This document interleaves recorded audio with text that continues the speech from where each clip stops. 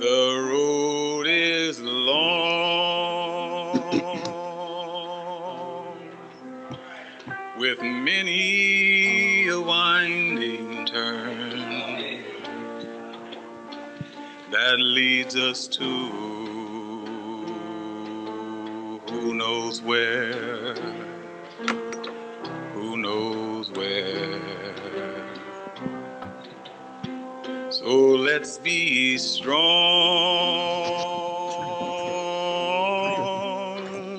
We've got to carry on, working together, sisters and brothers.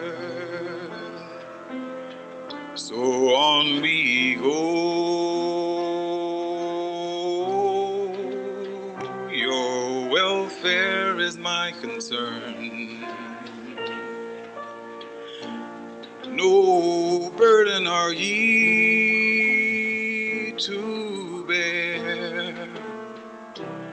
We'll get there, we will get there, for I know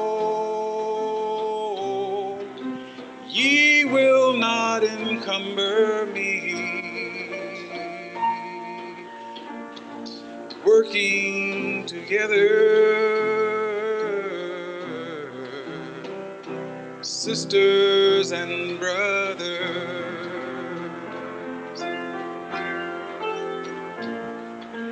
If I'm laden at all,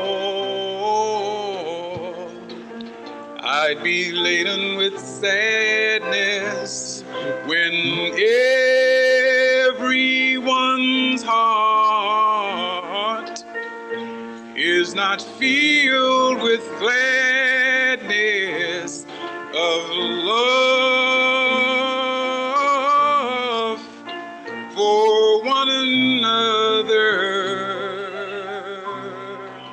It's a long, hard road, but Amin-Ra is always there. And while we're on the sacred way, why don't we share then the load? I know the load will not weigh us down at all. Working together, sisters and brothers, let's work together, sisters and brothers.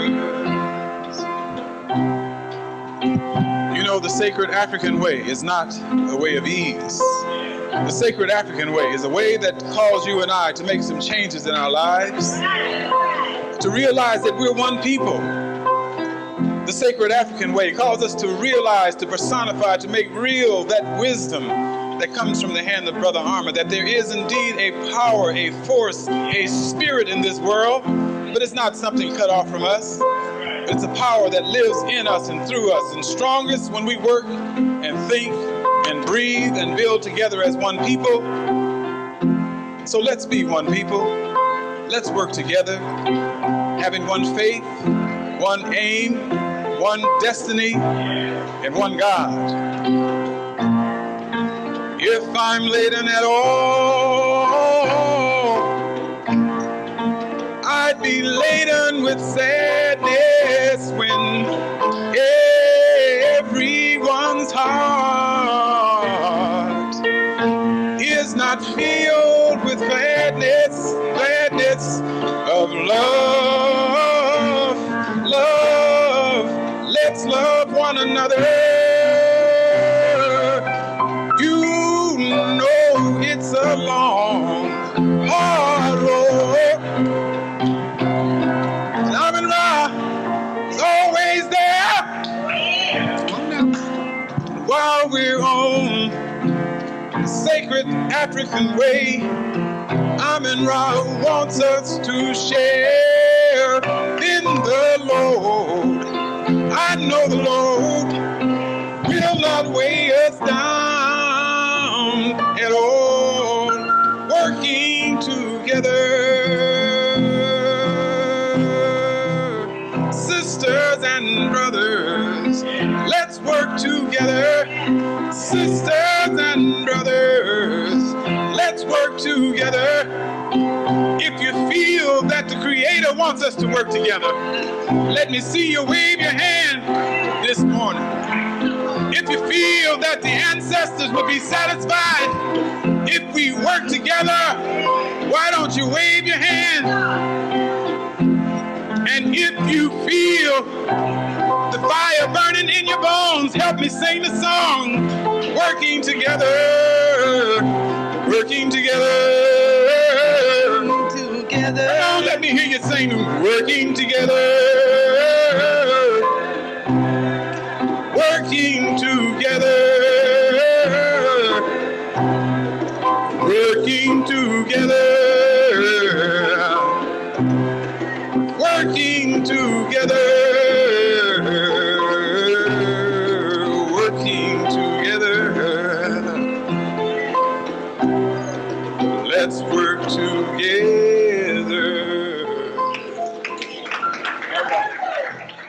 Shay. Good morning, my Mxolisi community. How is everyone doing? Good morning. Good morning. What we believe, what we practice. Mxolisi is a community of the sacred African way. The way is Ma'at, truth, justice, and righteousness.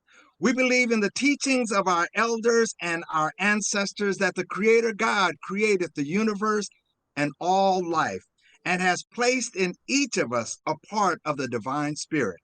God living in us and through us has given us the right and the power to establish peace and justice in all human life and true harmony with all of creation. We believe in the living faith of our ancestors. Shay, it is wonderful to be here this morning. As I look out and I see all of these beautiful faces here, like-minded people lifting up the spirit of the Most High. My name is Baba Sidney. This is my beautiful wife, Mama Connie, and we just want to welcome each and every one of you to our service this morning, October the 25th. And now it is time for the lighting of the candle of justice. And for that, I want to call on my dear sister, Akanke. Akanke, would you come light that candle of justice for us, Ashe? Greetings, Mxolisi, greetings. Greetings, sister. Everybody looks so beautiful. Hey, Brother Nantambo, haven't seen you in a while. Okay. But anyway, this morning, candle of justice, that light that burns within us. I'm still really full. I'm sorry, from Mxolisi's song this morning. Yes. But anyway, this sister's voice really, when in that song it says, your welfare is my concern. Come on, teach. So I know over the past several weeks I've heard the fight of that women have brought forth for humanity. Yes. For our struggles, for the justice. So this woman's voice embodies that your welfare is my concern. Yes. And this is the voice of Wangari Maathai. We may know her through the Green Belt movement, but we won't go into a historical tribute. We'll go into her spirit and what she fought for. Because she fought for women and young girls to help them to fight for what their rights are. And you may say, what rights? And this is what she says. It's very difficult to protect the environment if you have bad governance. You need government that responds to the needs of the people, listens to their people. But you also need people who are sufficiently taught and empowered not to fear their leaders, but be able to hold them accountable, to be able to demand that their environment be protected and to understand the right to a clean and healthy environment, for clean water, for fresh air, and for clean food. And we know that she fought against privatizing the forest in Kenya because she knew that the people, especially the women, needed to have resources to take care of families. And so she had a big movement about planting trees. It's something that I think everyone should go check her out, Wangari Maathai from Kenya. But right now I'm gonna have, Brother Bill is gonna put up just a tidbit of a video. Our children at our school, Iliomel Day, did a play around Wangari Maathai and her movement and her passion. And Jalea in this clip really gives that spirit and that drive of Sister Wangari. So here she is.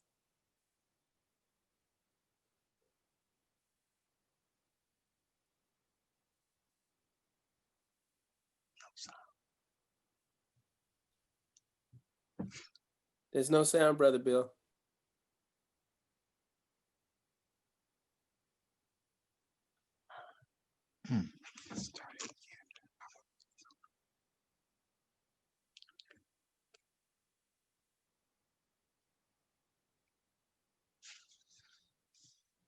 Courage and commitment to save the future of our people. Oh, can we run that back? Oh my goodness. Run that back.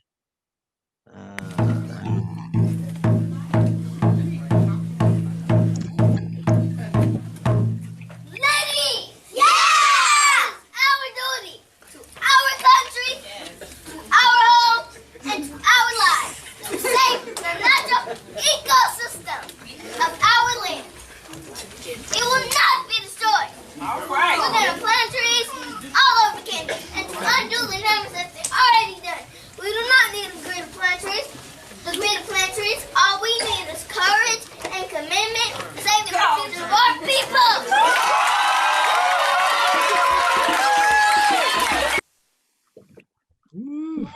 So that, you see that spirit and that drive. I say. That's in Jalea. I say. So, Come on. you know, since this movement, there has been 4.6 million trees planted to help our environment. And that fight for just equitable air, equitable water, and just our clean environment. So this morning, I'm going to light a candle for our sister Wangari Maathai and say thank you for your fighting spirit. Thank you for empowering our women and our young women to fight, because we know that all life comes through women. So I light this candle, and if you have yours, light a candle with me. And I say, Ashe. Ashe. Beautiful. Ashe. What a beautiful, beautiful presentation, and little Jalea. Oh my goodness, she definitely captured the spirit. Right now, before we move on, we want to give a few shout outs. I'm looking and I'm seeing some smiling faces there. This is so beautiful. I'm just seeing my brothers and my sisters. Wife, who do we have here? Oh, we got a house of a couple of houses full. We have a sanctuary double full. We got people today. We have Brother Tyrone, Sister Michelle Cummings, little sister Lenise. Hey, sister. I missed you last Sunday, and I daughter. heard I missed a treat when you sang and played guitar. Yes. But we'll see that again soon. Brother Nantambu, brother Balondimo, our wonderful minister Mxolisi, other beautiful minister, Minister Alicia, she's here. Sister Asada, Sister Bobby Waters, Sacramento. Brother Damani, our minister Amani is here with us today from LA. All right. Queen Thurston and her lovely, beautiful daughter Rana are here today. Of course, we have our doctor of the house, Dr. Bill Johnson. He's working out. He's always working out. And then our other doctor, Dr. Jeff, he brought it this morning. Thank you so much. Yeah. So that's enough for now. All right. All right. Well, thank you. And so, May I? Yes. I was really surprised that the candle lighting prayer kind of blended into something that I had pulled out a couple of days ago. May I share that briefly with you? Yes, go ahead. Okay. It's something that was recommended by Sister McKenya, and it's called The Garden of Daily Living. And it says, plant 3 rows of peas, P-E-A-S, peace of mind, peace of heart, peace of soul. Then it says, plant 4 rows of squash. And then it says, squash gossip, squash indifference, Teach. squash grumbling, squash selfishness. And then it says, plant 4 rows of lettuce, L-E-T-T-U-C-E. And then it says, let us be faithful. Well, let us be kind. Let us be patient. Yes.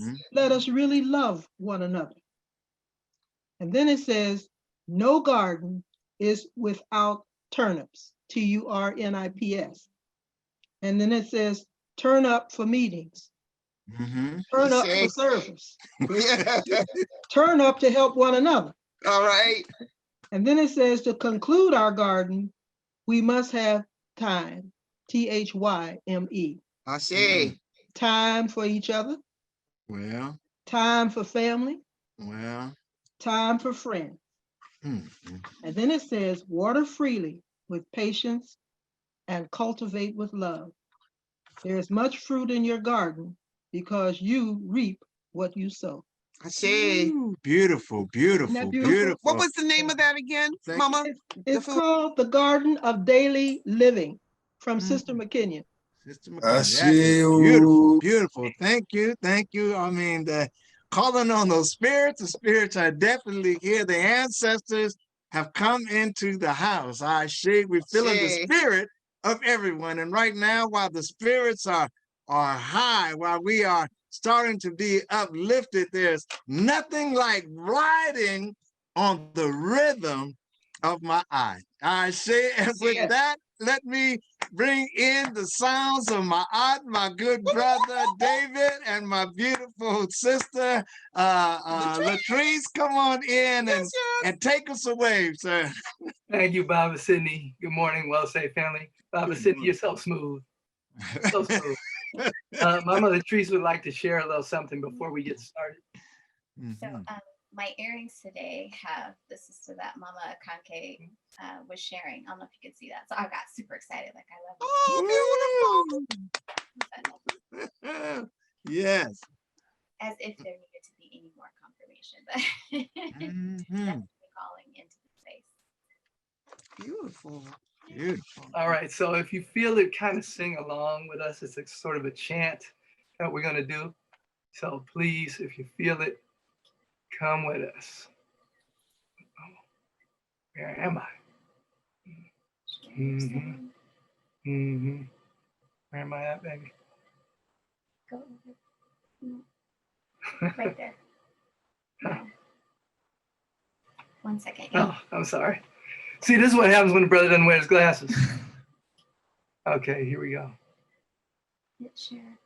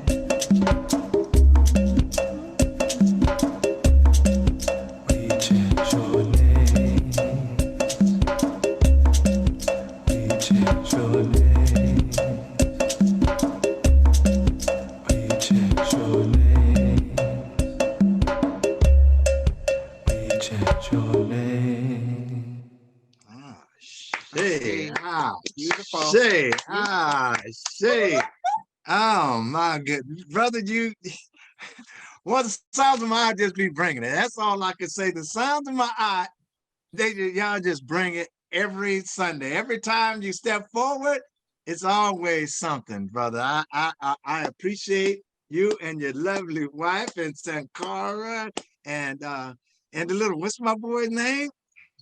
Jeremiah. You said Sankara? What? Sankara and Jeremiah. There you go. No, not Sankara. Jeremiah. Jeremiah. That's the one. I said Sankara. Jeremiah. All right. I got to get that whole family in there together. And so before we move on, let's give a few more shout outs. Yes.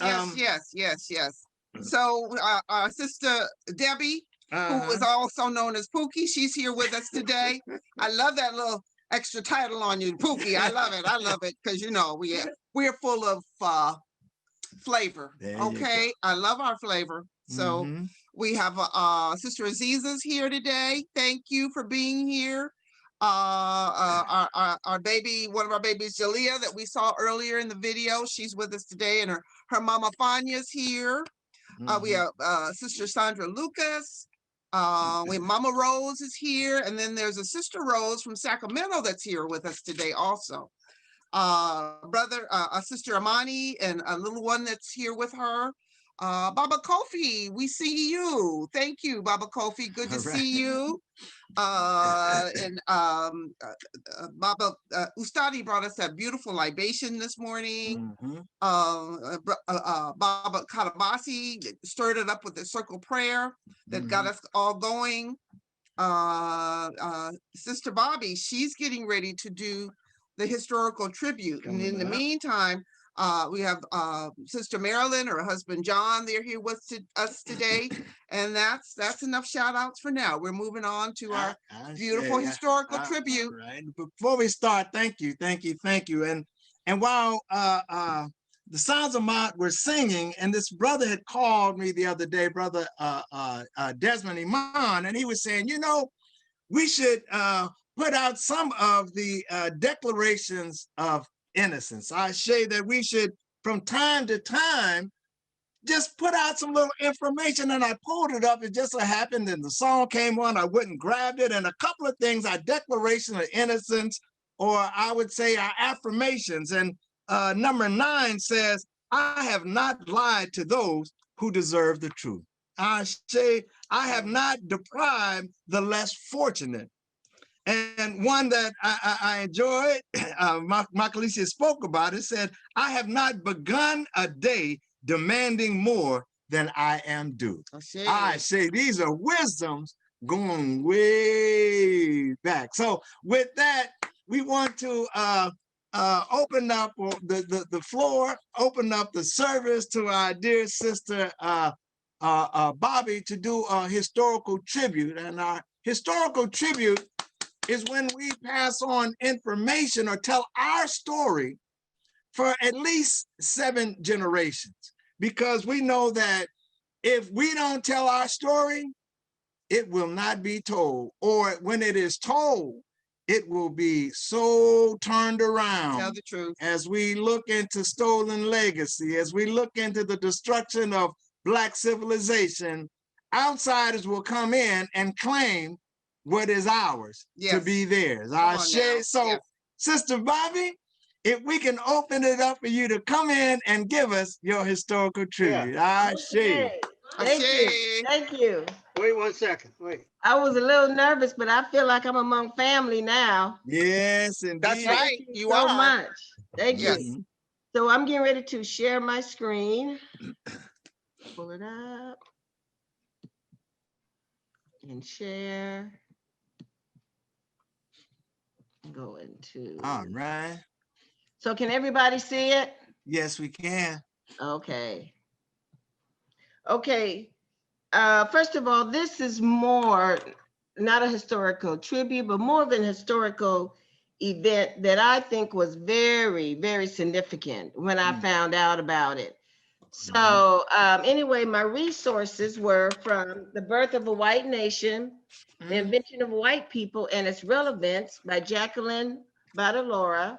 All right. And also The New Jim Crow, Michelle Alexandra. I see. Okay. So I'm gonna go ahead and go right on in. Come on. Okay. In the 1600s, population in England was starting to boom.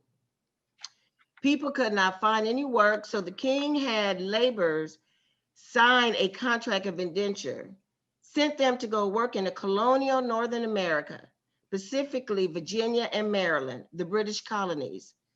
Both economies were rooted in tobacco farming, which required tremendous human labor. And workers were constantly needed because economies, I think that's my phone. The economies were, I'm gonna wait till my phone stops for a second here. Can you hear my phone? Yeah, okay, sorry. Both economies were, let me go back. Both economies were rooted in tobacco. And tobacco at that time was a very status crop. For the first 3/4 of the century, British and African laborers ate, slept, and worked together. There is documented evidence that they lived under the same conditions and had the same opportunity to be free after the term of service was completed. Once all the free indentured servants were completed, the laborers could own slaves, vote, and marry regardless of national origin. And the reason why I thought this was important to bring out what was going on in society to kind of help this this rebellion happen. Okay, so now there was an opportunity for freedom among slaveries. A vast majority of laborers were Englishmen, and all the laborers did not stand equal per the term of the contract. Indentured servants term was averaged from 7 to 14 years, and they were protected by the British law. Slavery for life, there was no British or international law to protect or restrict slavery. You were a slave for life.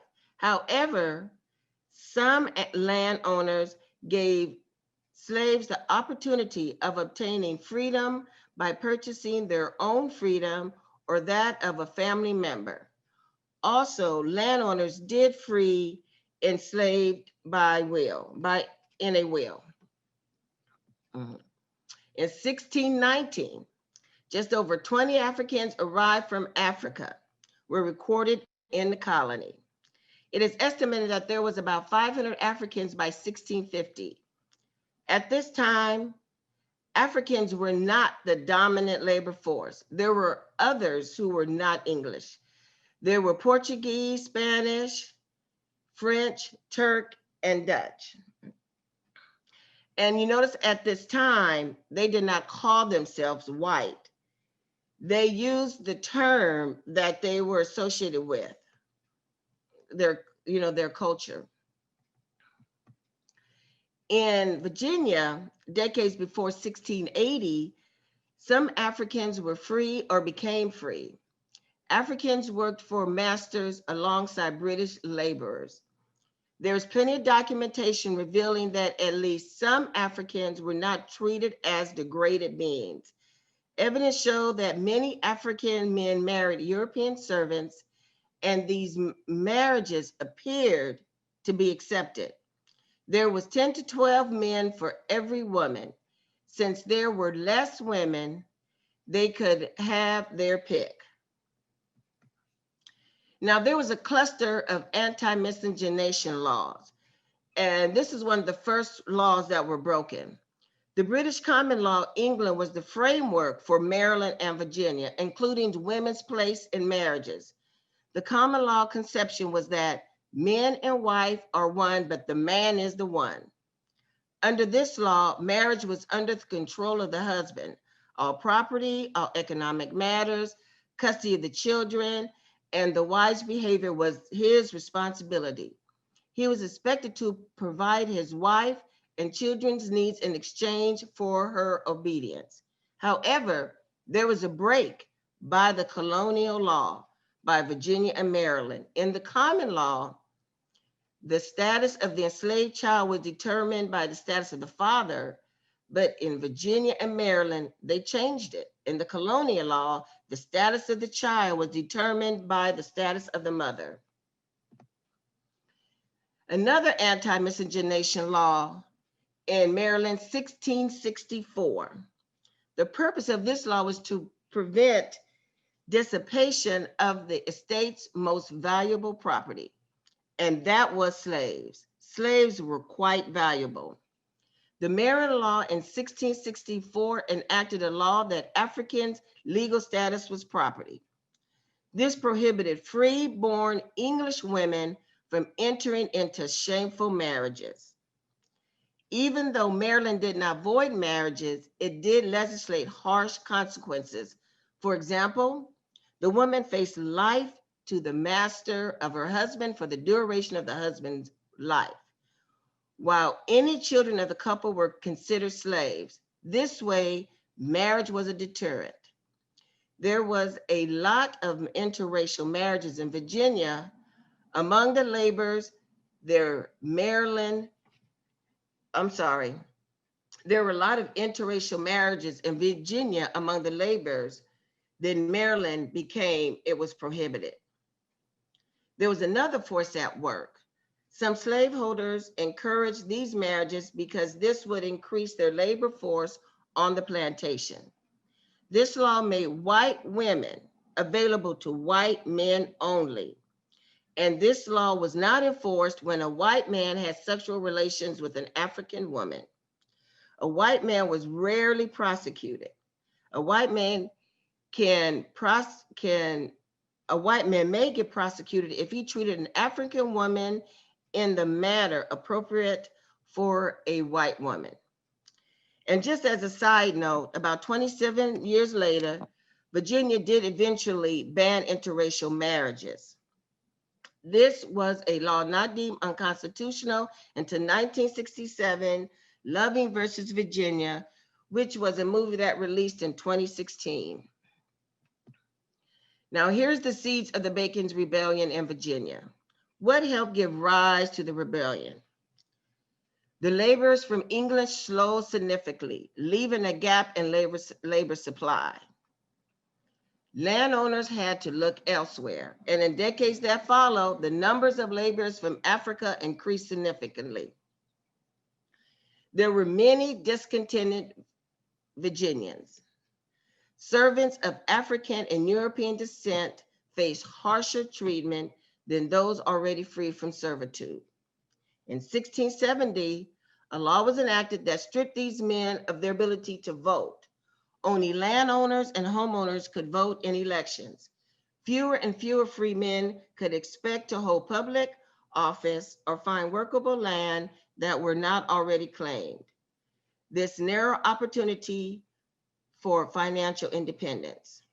Also, all the restriction of the anti-miscegenation laws, the tobacco of price dropped and taxes increased. Number 6, the extension of labor terms harmed the European African farmers who were free of servitude, but they just could not compete with the farmer who had slave labor. All these conditions increased resentment. Nathaniel Bacon was a white property owner, part of the elite class in Jamestown. Bacon wanted to seize Native American land in order to acquire more property for himself. So he blamed them for the death of many servants. Now, from my research, there were many variations for the story, but this basically was the common thread. He and his friends were unimpressed by the response of the government to lead these incidents.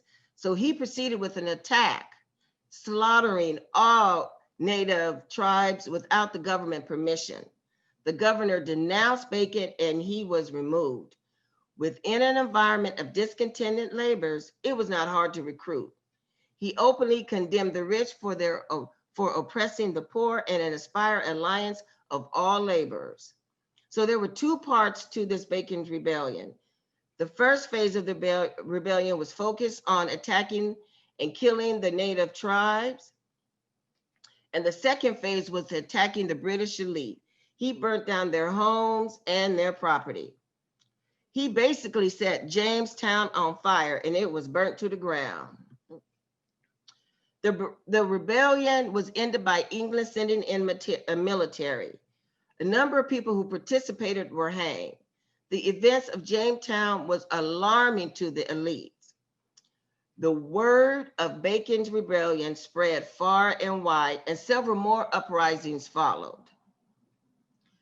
Bacon's rebellion just lasted a little over a year in 1677, but Bacon's sudden death was in 1676, and he died from an infection, dysentery. Now, there were lessons from the Bacon's rebellion. Number one, it posed a threat to capitalism by uniting forces. Number two, Virginia's lawmakers wrote a letter to England, the intent to use a divide and conquer strategy to prevent another rebellion. Number three, in an event to protect a superior and economic status, they shifted their strategy to dominance. Number four, it is only after Bacon's rebellion that you see the emergence of white people as a human category in 1681. Now, there was precautionary steps. The elite class extended privileges to poor whites to drive a wedge between them and African slaves. Number two, white settlers were allowed greater access to Native American lands. Three, white servants were allowed to police slaves through slave patrols and militias. Now, don't that sound familiar? And number four, poor whites had a personal stake now in the race-based system of slavery. Now, their plight has not improved, but at least they were not slaves. Another anti-miscegenation law in 1681. Now, this law banned interracial marriages in most states. This law included punishment for landowners who encouraged interracial marriages and ministers who performed these marriages. Africans could not run for public office and they could not possess a gun or gunpowder, so they could not protect their family. So the message to white people, they can do whatever they want to Africans, including killing them without fear of prosecution. The message to Africans, you must be passive to the relations to white people. You are cheap labor. And this was all before the Constitution in 1786. So clearly we were not considered in the Constitution. Now, the invention of white people. Now just think, you're French, you're Dutch, you're Scottish, you're Portuguese, and one morning you wake up white with a whole lot of privileges. And this has been a successful invention. In fact, many people today understand themselves to be racially white. We should realize that white people as a designated group did not exist until late in the 17th century. This means that white people have existed for a short period of time. And it's actually a made-up label, and it is fiction. Come on now. Okay. So white people, the white people were built on the British ideas of themselves. They were Christian, freeborn, deserving of rights and privileges from which others can be denied. White people were only created for two reasons, and two reasons only: a tool to divide the laborers and divide and conquer, okay? And number two, protect the interests of the 1%. There was no genetic shift. They're not even superior, just a human assertion of power. Come on now. Divide and conquer. The response by the governing elite was to divide and conquer. They separated laborers by creating one group with the authority to rule over and oppress the other. This is the process of imposing slavery upon Africans. Africans lost their right to testify in court, to engage in any kind of commercial activity, either as a seller or buyer. They couldn't hold property. They could not participate in the political process, could not congregate in public places with more than 2 or 3 of their fellows. They could not travel without permission.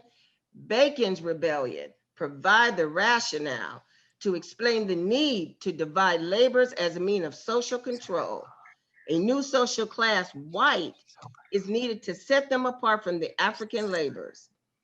This caused segregation and discrimination all through the United States. Now there's a social economic ladder that you see here. You have 1% at the top, and you have the white class way down here, just a little bit above the bottom. And then after Bacon's rebellion, a much lower bottom was created for Africans. So remember at the beginning of the presentation, I said that, you know, the Europeans and the Africans worked side by side, but after Bacon's rebellion, they didn't go up 1% close to the elite. Africans plummeted. They plummeted, and they plummeted at high speed. Slavery of Africans. At the end of 17th century, Africans began to be slaves for life, and the children of the African women were born into slavery. It was encouraged to sexually violate African women because it increased the value of their plantation wealth by providing more laborers. The British women children were impacted because this was the only way that they can ensure pure inheritance of the property wealth. Let's make America great again is fake news. These ideas spread across the United States. Whites are still expanding their racially privileged position. Naturalization laws, immigration policy, and anti-miscegenation laws combine to give economic advantages to white people.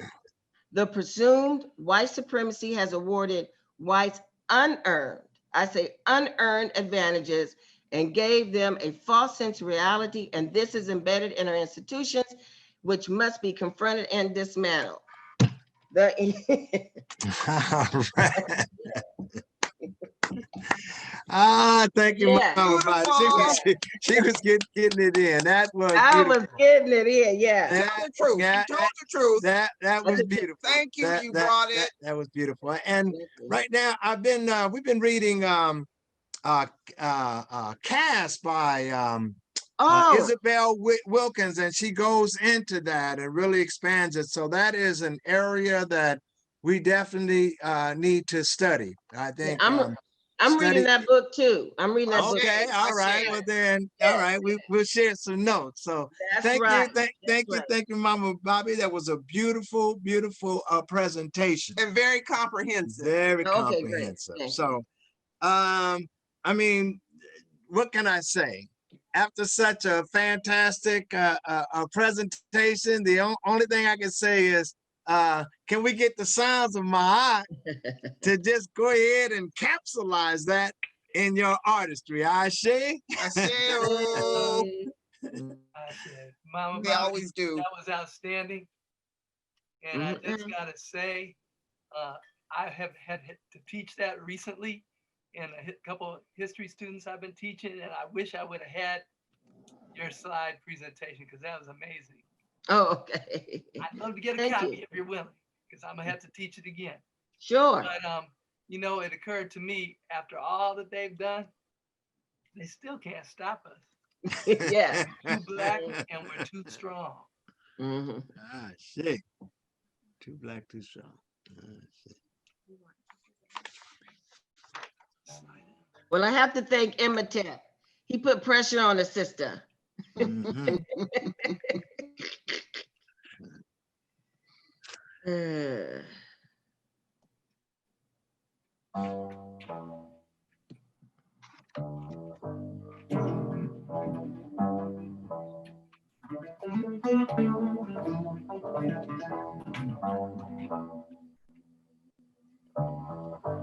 You can't stop me.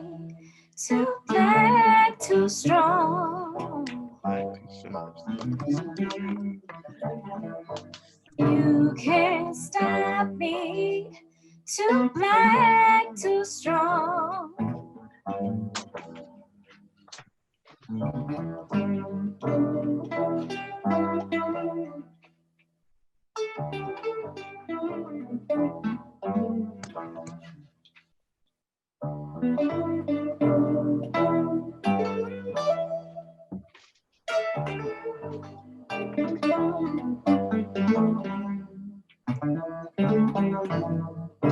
can't stop us, too black, too strong. You can't stop us, too black, too strong.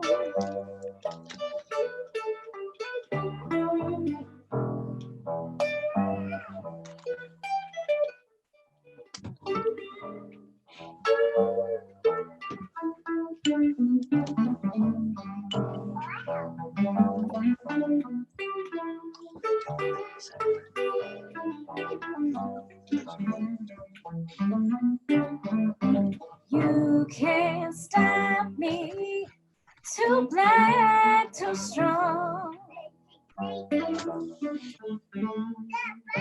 You can't stop us, too black, too strong.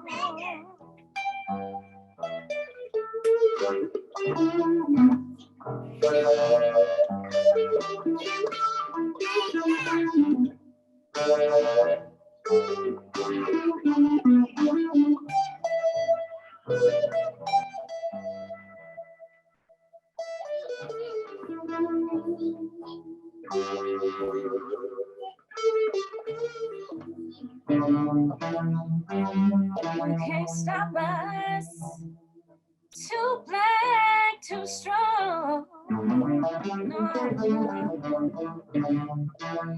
You can't stop us, too black, too strong. You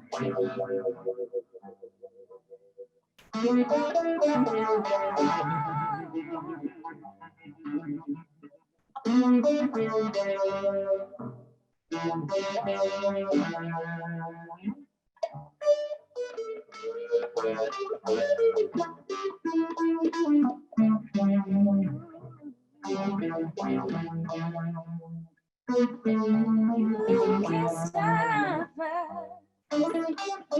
too black, too strong.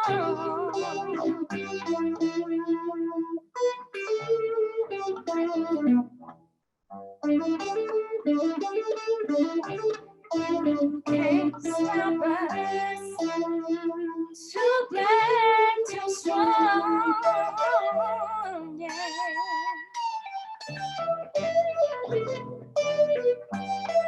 You can't stop us, too black, too strong. Yeah.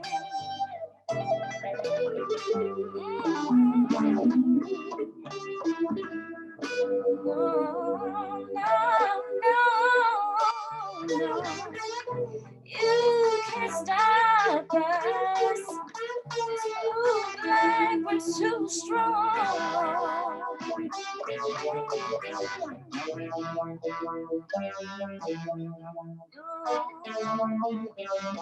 You can't stop us. You can't stop us. Too black, too strong.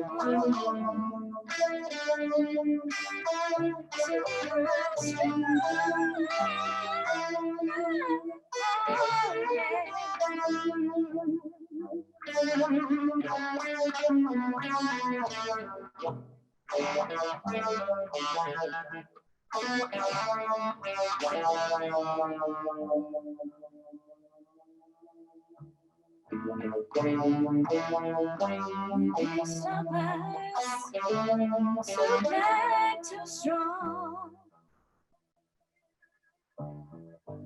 You can't stop us, too black, too strong.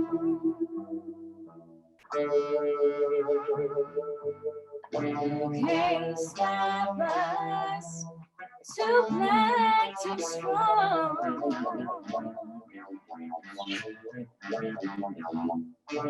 Can't stop us, too glad to strong.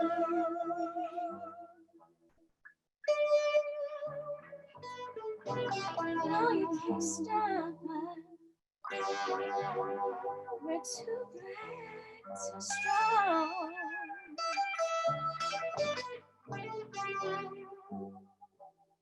We're too glad to strong. Too glad to strong. You can't stop us. Too glad to strong. Too glad to strong.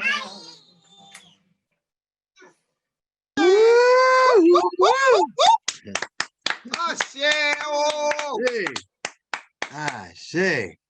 All righty, all righty. I tell you, it just, spirit just moves it. Too black, too strong. And now we're going to do the part of of our service that actually allows all of this to happen. We still have utility bills that need to be paid. We still have things that we have to purchase, and this is a still living in that capitalistic system, and we need capital in order to survive here. So if I can get Brother David and my sister Latrice, if you could lead us in the litany of sacrifice, Ashe.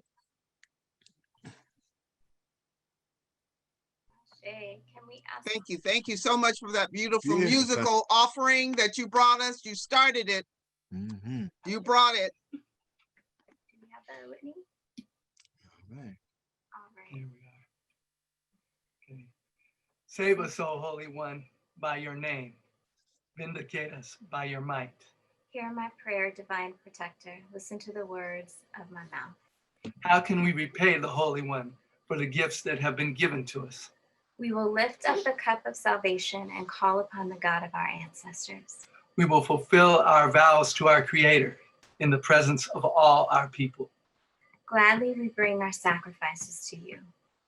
We praise your name, O Amun-Ra, for it is good.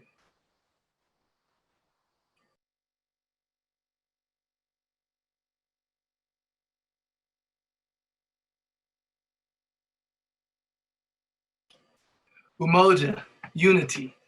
We shall strive to maintain unity in the family, community, nation, and race. Kuji Chagalia, self-determination. We shall define, name, create, and speak for ourselves. Ujima, collective work and responsibility. We shall build and maintain our communities together. Our brothers and sisters' problems shall be ours to solve together. Ujama, cooperative economics. Together we shall build and maintain our own businesses and together profit from them. Nia, purpose. We shall make our collective vocation the building and developing of our community and the restoration of our people to our traditional greatness. Kuumba, creativity. We shall do as much as we can in any way that we can to leave our community more beautiful and beneficial than when we inherited it. Imani, faith. We shall believe with all our hearts in our God, our people, and in the righteousness and victory of our struggle. Ashe. Asheo.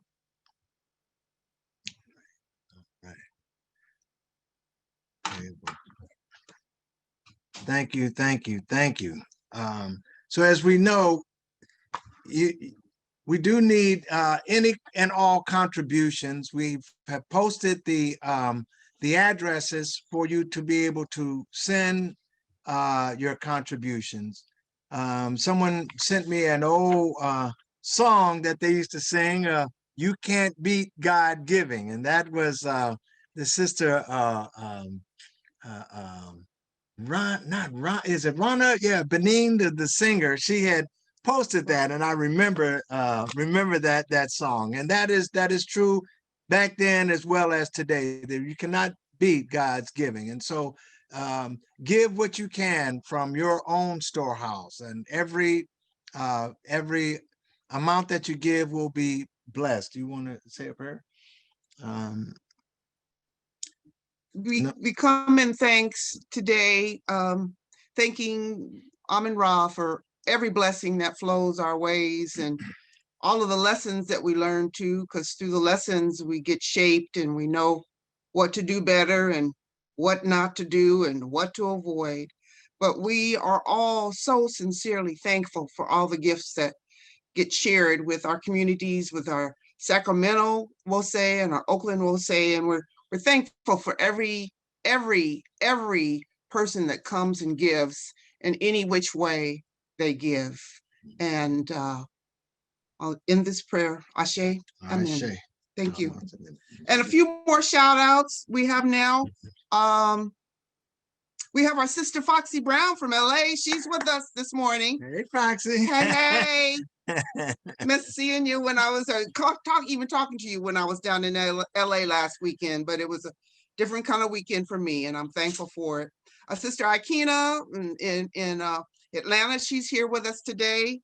A sister, beautiful writer, artistic woman extraordinary, Sister Nikichi, with her beautiful book that's out, and Baba Mainu, our historian. Sister Tandiwe is with us today. Good to see you, Sister Tandiwe. Sister Mona is here with us today. Of course, our illustrious Baba Imhotep, who started up our service with our meditation this morning. It was new, and we're always learning through. I'm always learning through from you, Baba Imhotep. Thank you so much. Sister Auntie Afua is here today. Our brother Bombadeli is here with us today. I see. Yes, yes, yes. And then our brother musician Baba Hanif is here with us today, and also and Minister Lizelle, he's here in the house. Thank you, thank you. So, and then Sister Barbara Emerson is here today, and we're just so thankful that everybody who could join today is here and present and enjoying every part of this service. So thank you. Ashe. And so now we've done the call to order was the beautiful song done by Minister Mxolisi. And we had our libation, which we called on the spirits to come and join us. Ashe, and I know that I am feeling their spirit. And we all gathered together virtually holding hands as Baba Karabasi has said, the balancing of the feminine and the masculine energy and the circle, holding each and every one of us up. And we've done our candle of justice that Mama Akonke shared with us. And we went on and we had such a stirring historical tribute, and the songs have been just off the chart, just off the chart, so right on time. Spirit is working. We've done our litany of sacrifice. We all have given from our storehouse to build into the storehouse that will feed all of us. So now, with all of that done, it is time to bring on our dear brother, Minister Mxolisi, to come on and give us the word. Give us the word. Bring us the message that is resonating in your mind and on your tongue and in your heart that we know is coming from the Most High. We want to ask and invite our dear brother, Minister Mxolisi, if you will come and talk to us, teach us, and share us the message that you have in your heart. Thank you in advance, Brother Minister. Ashe. Oh, giving thanks and praises for this day of life, health, and strength. Giving thanks and praises for the Most High's continue to move in my life, in our lives, so that we can grow to be one people in a spirit of might.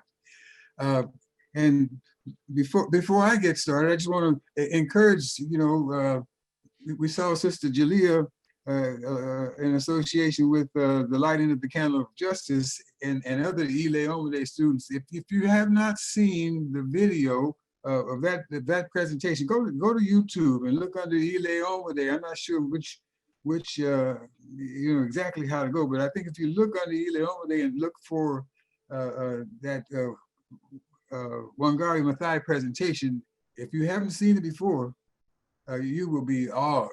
Your heart and soul will be moved, and you want to see it several times over. And then I also want to say about that song that we started off today about the road is long and he ain't heavy, she ain't heavy.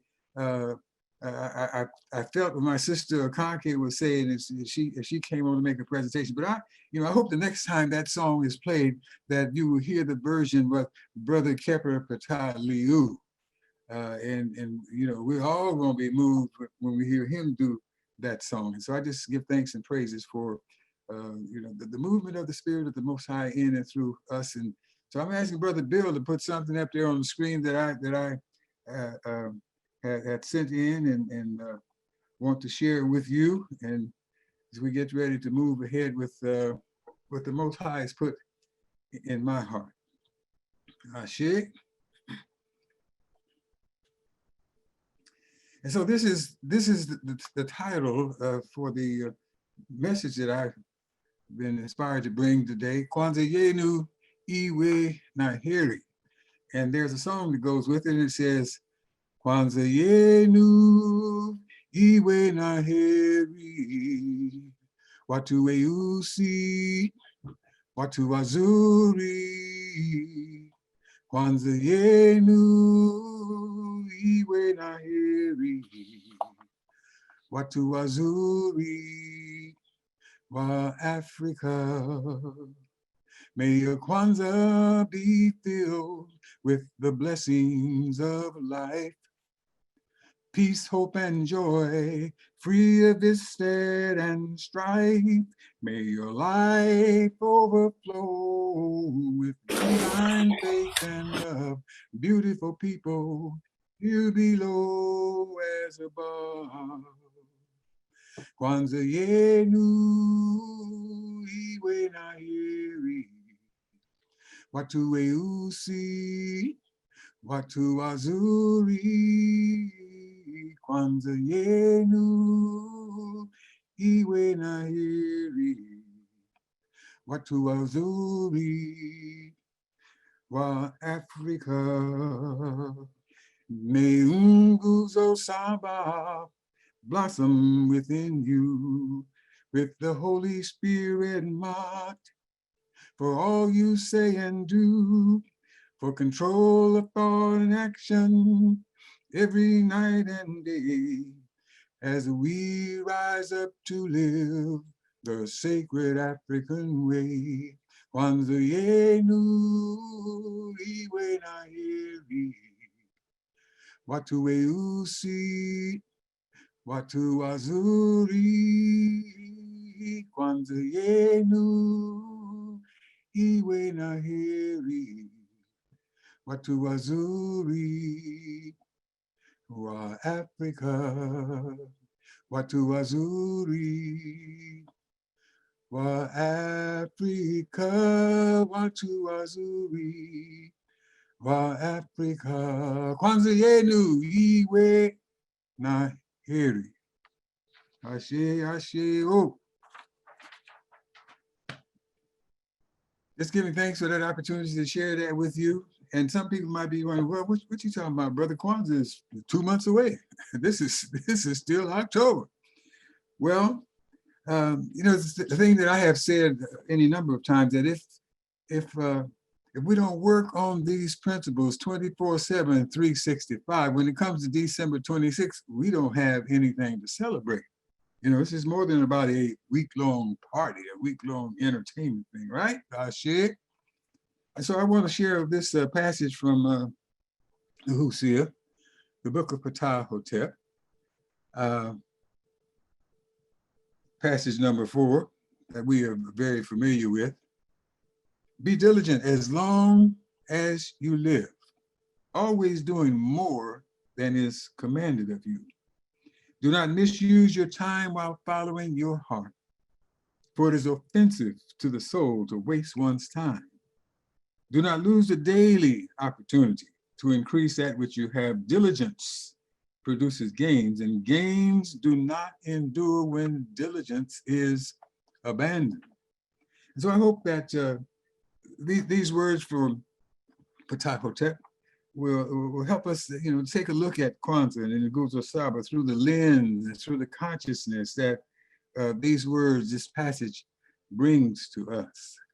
Kwanzaa yenu iwe na heri. I want to start with saying, that thousands of years ago, Kemet was one of the names for the land that's known now as Egypt. And then there were our ancestors there had developed a yearly solar calendar composed of 12 months and having 30 days in each month, with 5 additional days that were known as epigomenal days, belonging to neither of the months. So this comprised a 365 yearly calendar, which was extended 1 day every 4th year, because our ancestors were meticulous in their attention to studying the structure and function of the sky. They were meticulous to the celestial phenomena that led them to understand that each solar cycle is 365.25 days. Something there about it. And that understanding resulted in the extended epigomenal days every 4th year to 6 days. Okay, the epigomenal days, it was a time for serious reflection and celebration regarding the ways and means, the values and principles by which humans ought to live, in light of their understanding that they were made in the image and likeness of the Creator. Now that's an understanding that's pertinent in our African traditions from ancient Kemet forward, from north, south, east, and west, that our people understood that we were made in the image and likeness of the Creator. With the Creator in entrusting unto us the mission of continuing and extending the creation process. So that spiritual, cultural, that scientific consciousness was the foundation that led those ancestors in Kemet to write with their lives, to write the most profound history of the ancient world, a foundation which was continued to even now to influence and impact human development to this very day. Although there are some folks that would like to deny that. Well, South Africans, they didn't have anything. Yeah, okay. So what does it mean? What does this have to do with Kwanzaa? You might be asking, what does this have to do with Kwanzaa? So many of our people have been persuaded that Kwanzaa was an anti-Christmas, anti-Christian undertaking, but it isn't. It isn't. At least not in the words of the ones that brought it to us. At the very beginning, Maulana Karenga, Kwanzaa's chief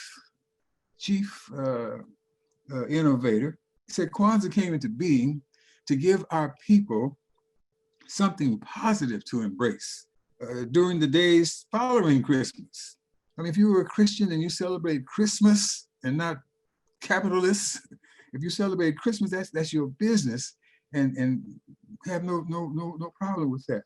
But this was to give us so many of our people who did so many stupid, foolish, self-destructive things during that period from Christmas to New Year's, over drinking, over smoking, just getting into frivolous, materialistic endeavors and commercialized, self-destructive activities. Let's give our people something positive to focus on, something to help them realize who they really are and who they have potential to be. And so the Kwanzaa, the Nguzo Saba days of Kwanzaa were brought into being to give to Africans what the epigomenal days, Africans in America and other places, because we know Kwanzaa is spread out all over the world. We give thanks and praises. Someone was mentioning Sister McKenya. Oh, who was that? Sister Afua. Sister McKenya, we know has been all over the country, went any number of places in the motherland, taking and sharing Kwanzaa, divine one, bless her spirit, bless her soul, as she continues to communicate with us that we've got work to do. We give thanks and praise that brother Ubuntu in Azania in South Africa has been working with the Kwanzaa principles, the Nguzo Saba tradition, helping to bring people together, helping many of our peoples there to get over the friction and the divisiveness that apartheid brought into being as they imposed European madness upon our people. That the Nguzo Sara tradition has helped to diminish that divisiveness, that antagonism of African people towards one another, and say, relate to these principles. Nguzo Saba, the week, Kwanzaa week, is a time to continue liberating ourselves from the negative, to grow in knowing how we who are made in the image and likeness of the Creator ought to be living our lives 24/7 and 365. And so, you know, we have these 7 principles. We present them partially anyway, every time we gather, every time we come together. Umoja, unity, to strive and maintain unity in the family, community, the nation, and race. To love our neighbors, love our people as much as we love ourselves. Because that can be a challenge, you know, some of the stuff that we've been under, the African people, some of the African American Negro people, you know, they have a problem with loving themselves. We got to get past that. This is to help us get past that absence of self-love, so we can love ourselves and then love our neighbors, love our families as much as we love ourselves. Knowing that love is the essence, the crucial essence of the energy called umoja, called unity. It's the immeasurable sense of oneness and respect that we hold for those that the Most High has deemed worthy of placement on this earth. When I think about that, you know, in ancient Kemet, maybe perhaps before it was really Kemet, there was this tradition, this understanding that there was a feminine nature that was known as Neith or Net, that wove the creation into being, wove the universe into being, wove all of existence into being.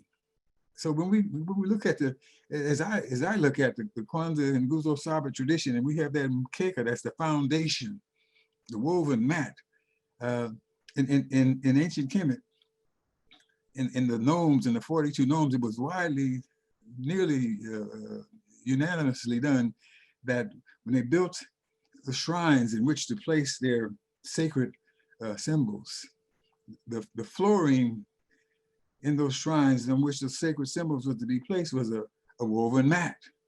And even as the technology advanced in ancient Kemet, where they got to the place where they could build things with stone and have stone floors, they even went with their tools and etched the symbol of a woven mat on a stone floor, and on that flooring is where they placed their sacred symbols.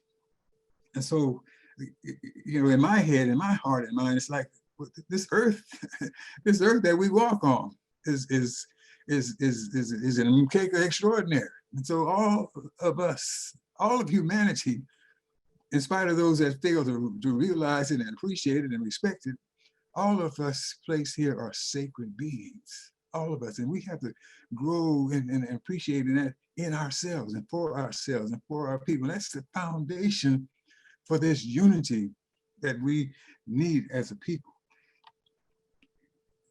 That's unity, umoja. That's Kujichagulia, self-determination, defining, naming, creating, speaking for ourselves instead of being defined, named, created, spoken for by others.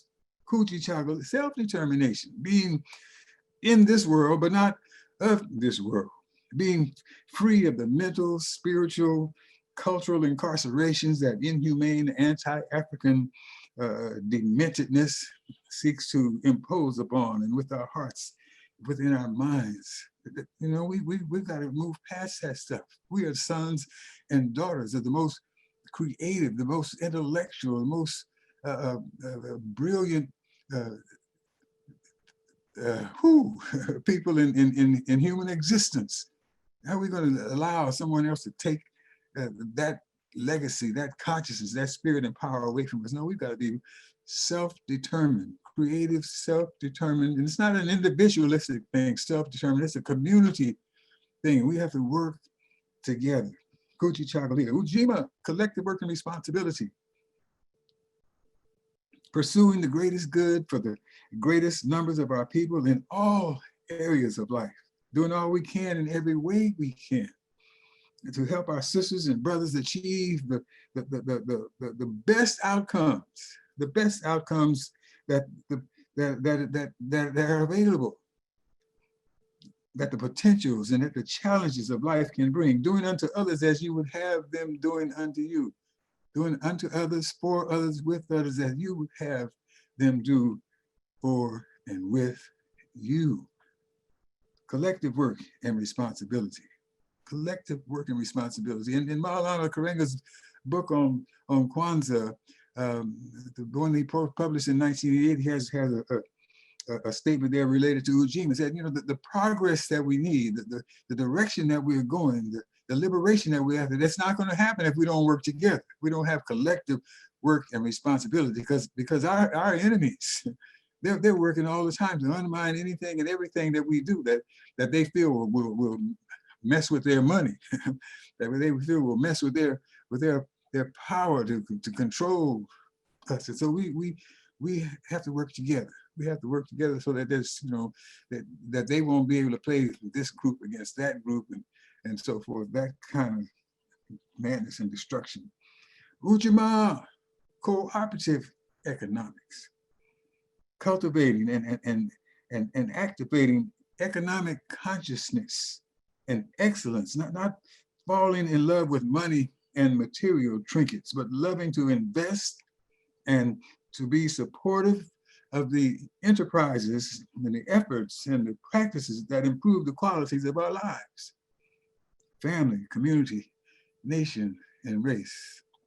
Again, referring back to Maulana's book, it's about, you know, identifying and being committed to the most practical use of our resources. You know, some of our folks are making good money. They have made good money. They invested in the stock market. That's all right, you know. But what do you do with those profits? What do you do with those resources? You're just sitting on them. Or you're looking for what's the next, the most fancy car that's coming out next. What's the most fancy suit that they'll be selling? I got to have some of them. Oh, I need some shoes that'll talk to me or something. You know, what's the most practical thing, the most important thing, the most liberating, revolutionary thing that we need to be investing in?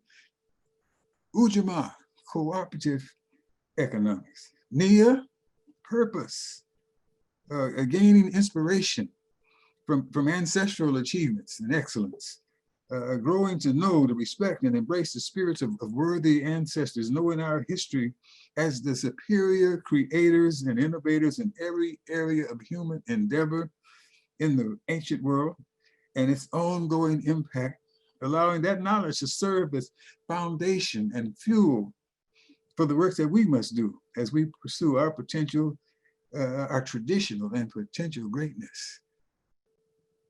Building our communities in order to restore ourselves to our traditional greatness. That involves, in Maulana's book, you know, about Kwanzaa, we have to be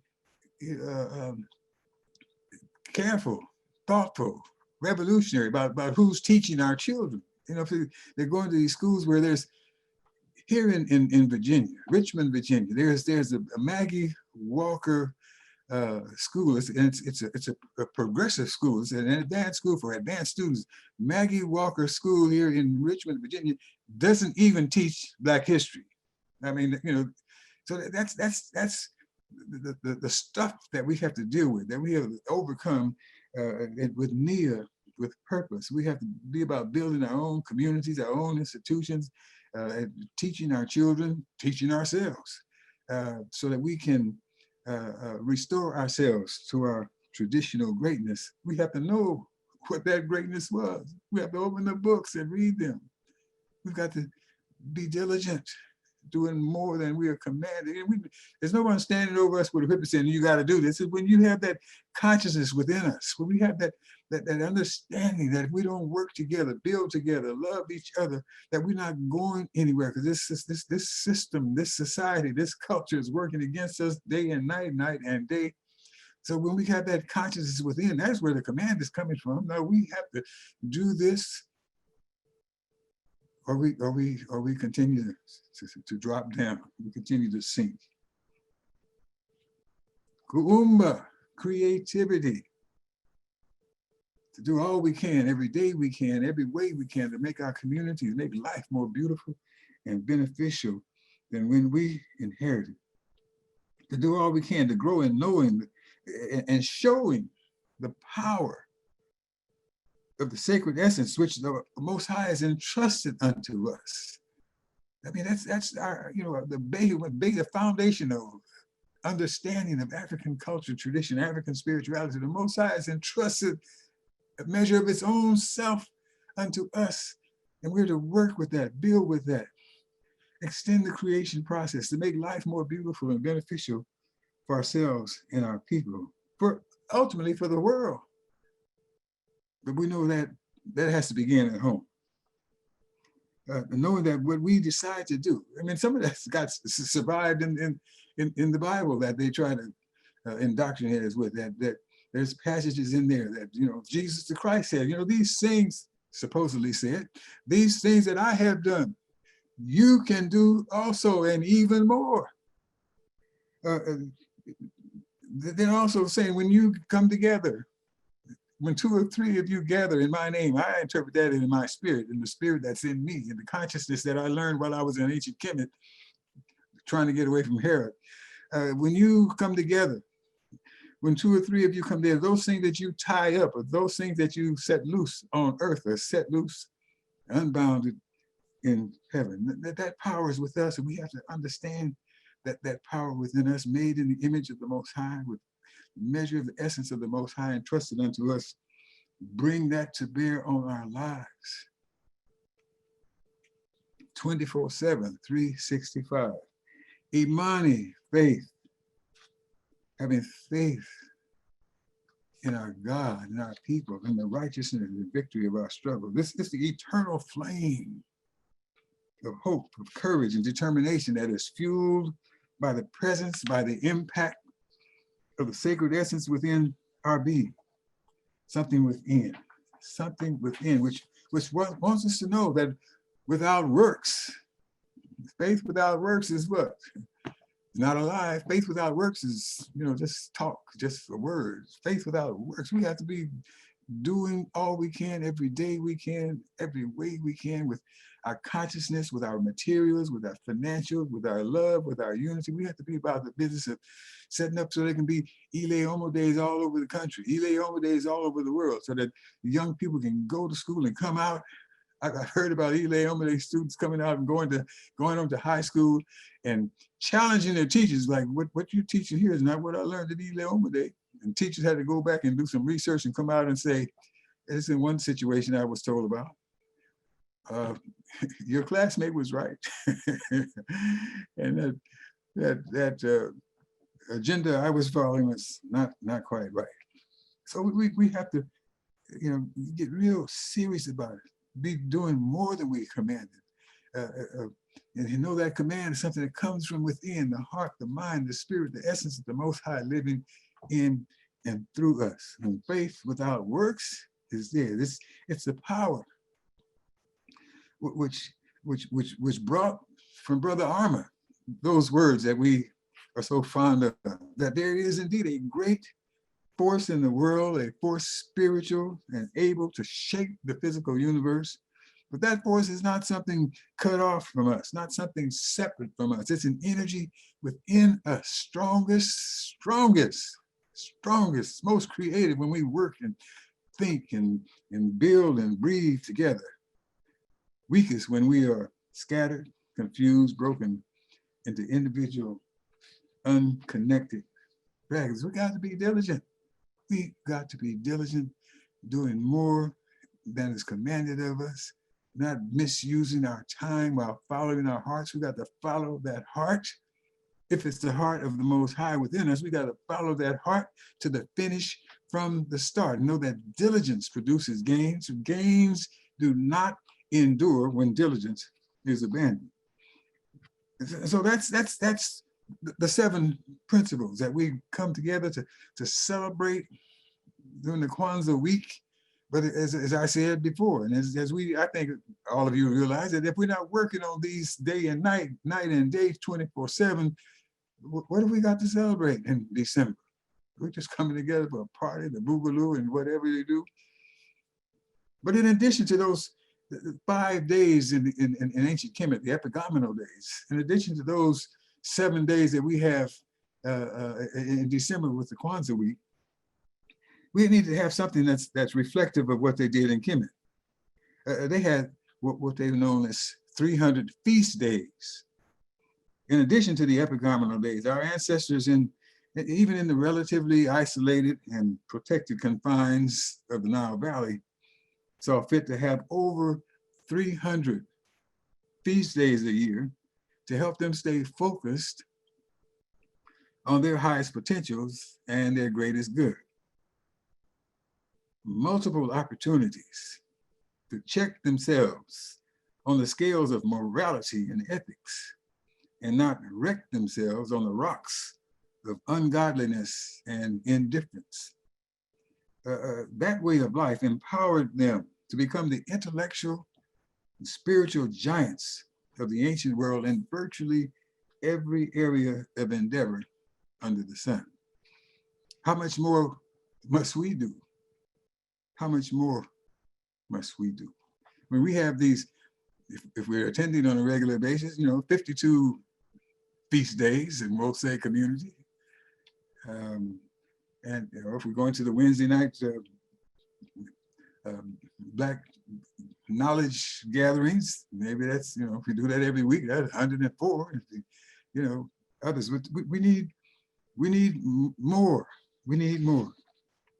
There's I have some notes, and I had this note stuck in my copy of 2000 Seasons, but I don't know exactly where it came from, but I was impressed with reading. It said that no single spring alone, nor 1 week of entertainment can change the desert of inhumanity and oppression that we've had to face, that we need inundations of history and mystery. We need inundations of information and inspiration for family, for community and institutions who will remember and revere and be reminded that we as a people of the way, a people growing and knowing that every day, in every way, we pass on the baton of consciousness to another, especially to our children, and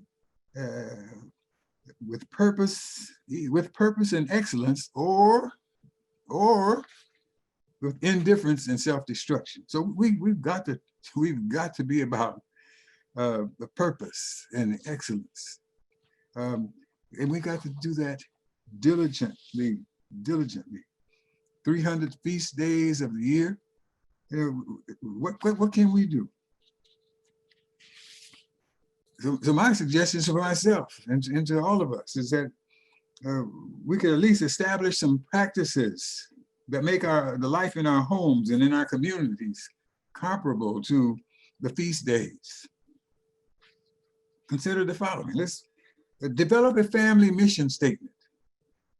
An example that I was led to put together, that we are a family that follows principled behavior for loving relationships and character based on cultural and ethical values that we can pass on to our relatives, our friends, our associates, and future generations. These values include the Nguzo Saba, in addition to principles of Ma'at, in addition to virtues of our way.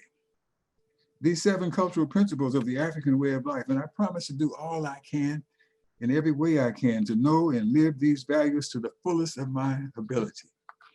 Or in putting such a thing together, include input from the whole family, from the children, from the youth. Put the brothers, the mothers, and fathers work together. Let's have this and relate to it. Develop a family mission statement. Create an environment that encourages and nurtures character and cultural development. Post the principles another valuable statements and information, post it on your refrigerator.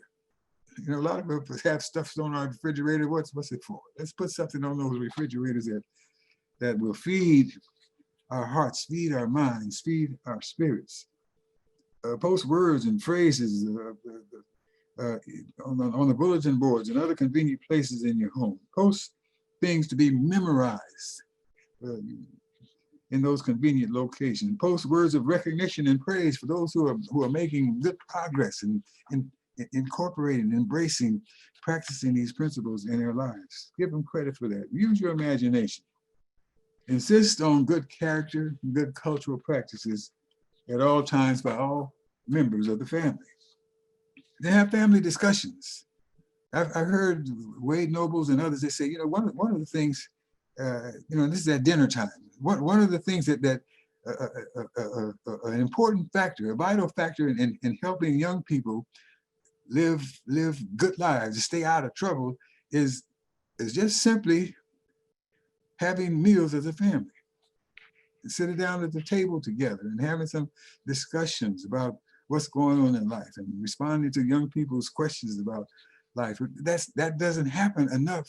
Everybody's off doing their own thing. I'm going in this room to watch my television. You go over there and do that thing with your smartphone, your unsmartphone or whatever.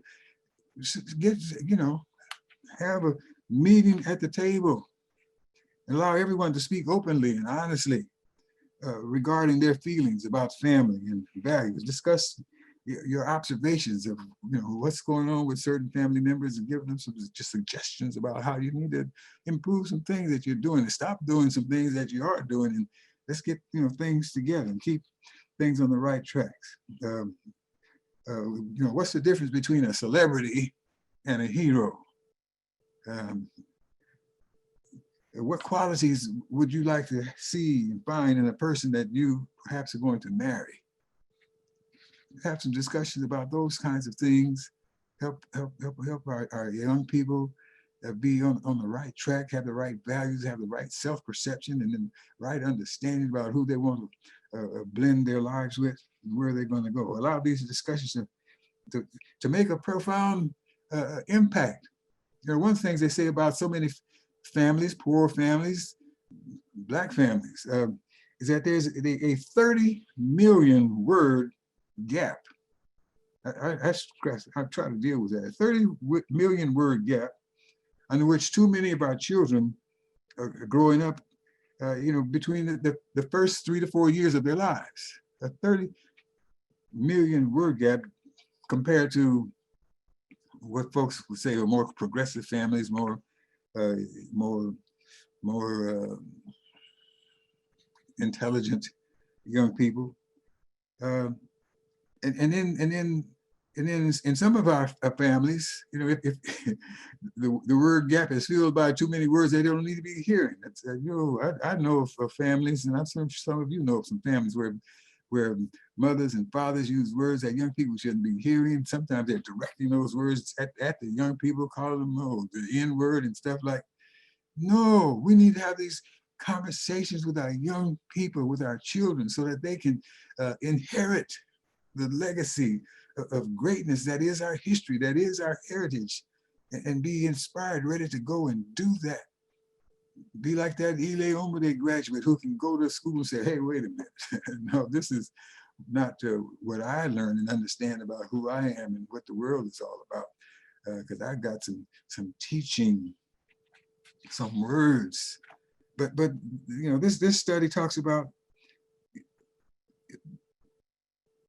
too many of our children are said to suffer in the first 3 to 4 years of their lives due to the lack of purposeful conversation in their homes, resulting in the development of an avoidance attitude when it comes to oral communications and serious challenges in school. So we've got to, you know, in our own homes and families and people that we know and encourage people, you know, we got to talk to the young folks, because our young people, you know, if you really pay attention, they have the capacity for you know, some serious intelligence if we just, you know, address that.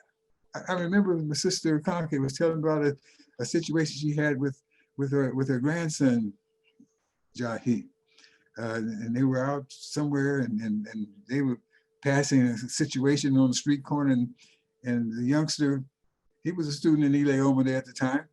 And I don't know exactly what was going on, what words he might have heard these brothers on the corner exchanging and the attitudes that were being demonstrated over there. And he says, Mommy Nana, they are not practicing umoja, are they? I mean, you know, so they be watching and listening if we give to them what they need. Talk grows their brains. The right kind of talk will grow their brains in the right direction. So in addition to those things, how about role playing? You know, discuss and act out some real and theoretical situations and specific character values that apply to good outcomes. You know, go to engage your family, young and old alike, in some activity. You know, working on that 300 feast days, that consistent opportunity to check ourselves and not wreck ourselves. Assign character tasks, give individual household chores, and decide on a family project of service to other households.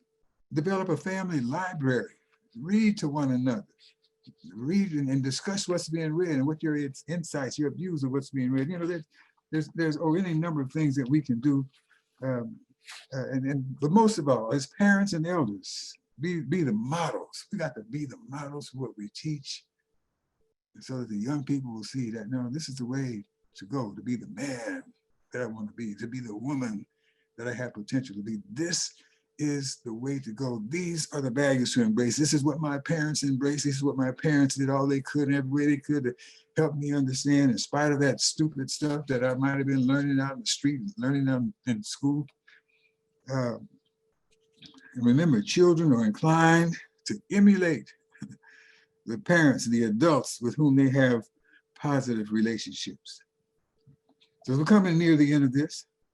This is some words, again, from Brother Ayikwe Armor, pops out from 2000 Seasons. This is work of undying worth, the only work of worth in these surroundings blighted with death's tinsel in all truth. So let's be about this work, not only through the Kwanzaa Nguzo Saba week, but for 300 days and more throughout the year. It's the reason for every season. The greatness awaits our return. The greatness awaits our return. It's in our hands if it's in our hearts. You've got to be diligent. Be diligent, always doing more, seeking to understand what more can I do. That spirit, that essence of the end said, don't relax, don't lay back, don't let the word gap, don't let the work gap overtake you and overtake our families, overtake our communities, overtake our lives. We got to work 24/7, 365 to do all we can to make the principles live in the way we walk and the way we talk and the way we live and the love we give to parents and elders, to sisters and brothers, and the self-determination that we show all those. We've got to be for real. The Kwanzaa Yenu, Iwe Naheri. May the days of Kwanzaa for you and yours and all the days of our lives be full with blessings divine. Kwanzaa Yenu, Iwe Naheri. Ashe, Ashe. Ashe, Ashe. Ashe.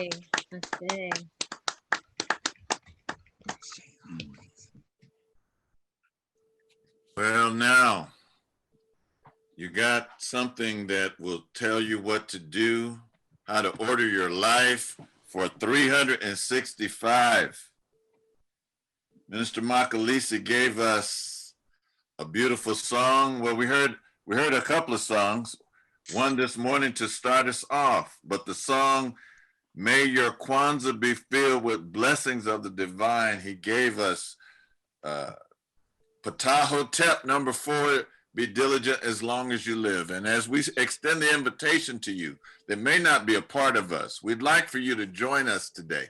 This is your time to raise your hand, to speak up in the chat, or to just lift your voice right now, to come and be a part of us today.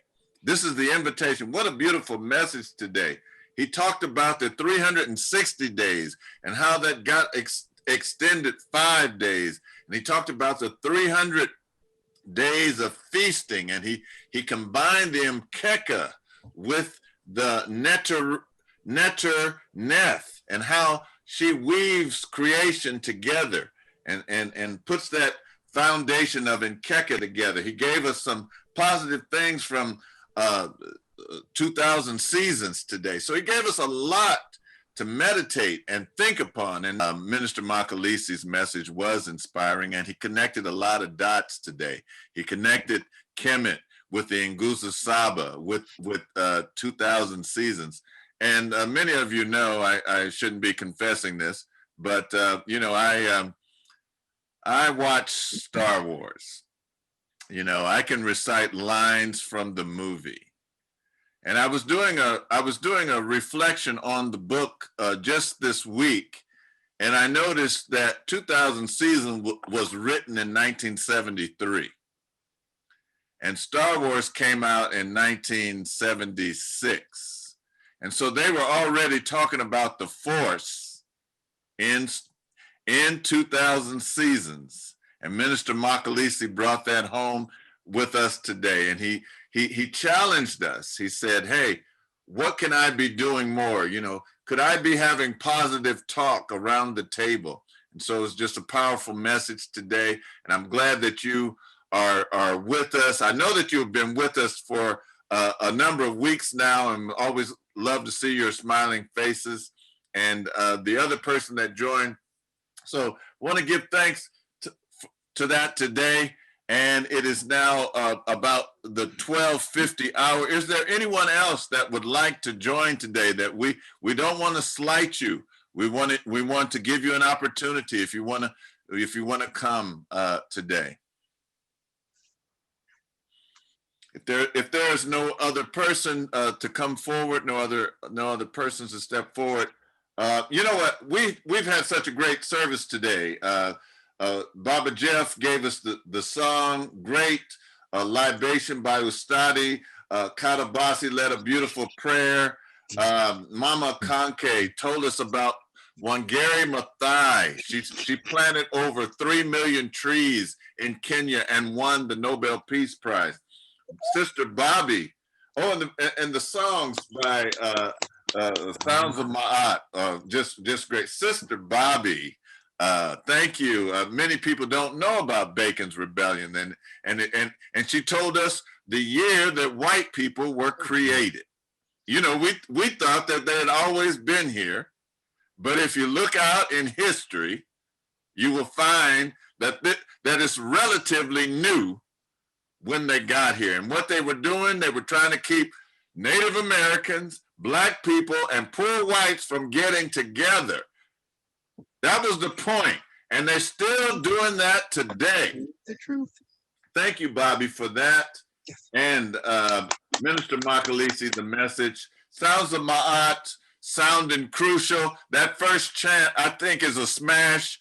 We need to put that in our rotation. You need to get that up on YouTube or Netflix, or you need to go in the studio and put that on. But now they're going to come forward with our closing song, Lift Every Voice and Sing.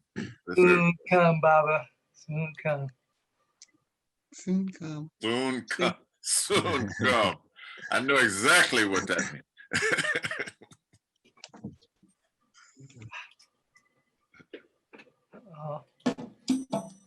Uh-oh.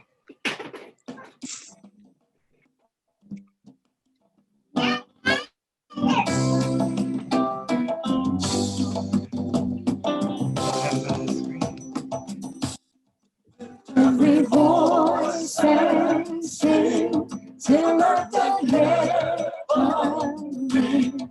Sing with the heart of peace of liberty, and I'll rejoice as the let it be found thou hast the Lord seen. Sing a song full of the faith that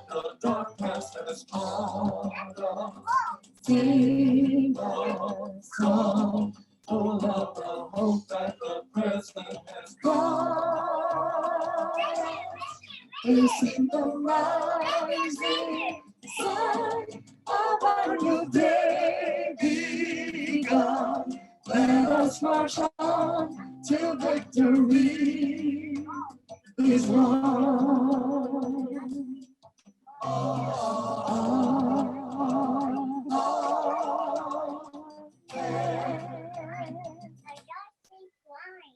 All right, and now as we lift up our hands, give thanks for that beautiful versions. This community has different versions and different types and takes on our song, Lift Every Voice and Sing. And as we lift our hands together, and now unto them who is able to lift us up faultlessly before the throne on high, may they empower us to be a people with one aim, one vision, one faith, One faith, one destiny, one destiny, one love, one love, one heart, one heart, and one God. one God. Let us call upon the name of that one God as our ancestors and elders have done for countless generations, for time immemorial. Let us all say together, Amen.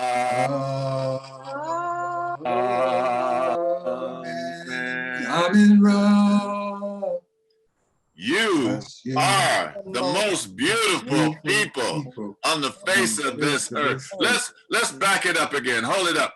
Hold it up. Let's start again. We are the most beautiful